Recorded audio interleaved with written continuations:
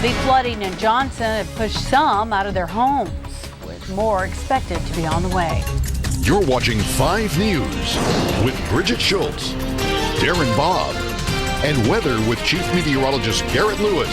It's the area's most watched local news, 5 News. Well, Johnson homeowners are busy cleaning up today after last night's floods forced many to evacuate to escape the rising water.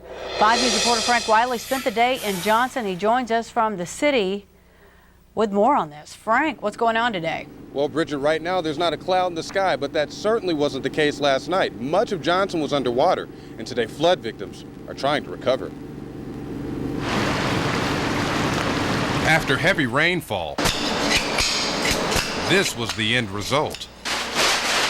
Flood victims bagging what's left of their homes. The water surged in and filled this place up like a pool. Chris Huntington wasn't home when the rainfall hit, but he pulled up just in time to see his wife wading in waist-deep water. Unbelievable. I've never seen anything like it. He says the damage caused will likely put him out of pocket and home. You know, it's probably going to be in the thousands after it's all said and done.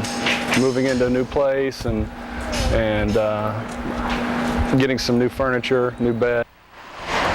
While homeowners are busy recovering, street crews say some of the damages caused to vehicles could be avoided if drivers just used a little common sense. The public needs to understand that when those barricades are up, says road closed, it means road closed. Randy Birchfield says his crew is doing all they can to keep this from happening again. So right now we're working on getting the drainage here at across here at the Clear Creek place here, getting it new drainage put in there. An adjustment that will likely ease the problem, but not one that will get rid of it. That's about all we can do for right now.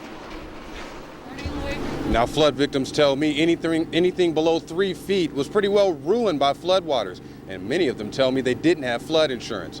Live here in Johnson, I'm Frank Wiley with KFSM 5 News. Bridget, back to you. It does sound like they just weren't expecting it, Frank. That's right, Bridget. No idea.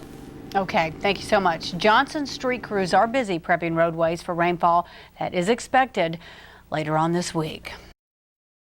KNWA, Northwest Arkansas News, always with Neely Jones, Matt Turner, Chief Meteorologist Dan Scoff, and sports with Aaron Peters. Floods took their toll in the city of Johnson, where several homes and an assisted living center were actually affected and ended up underwater yesterday afternoon. Yeah, KNWA's Alex Flippin joins us live now in the newsroom with an update. Alex? Guys, after the aftermath of yesterday's flooding, it's truly a remarkable thing to see. Some homes now a complete loss and others possibly months away from being livable again. As the rain pounded northwest Arkansas Monday afternoon, I thought, wow, that's getting pretty hot. Many were simply wet and annoyed, others in danger of losing their homes. These people, shown in an amateur video sent to KNWA, were evacuated from a Johnson assisted living center. Others were able to get out on their own, safely, but shaken. I think I panicked.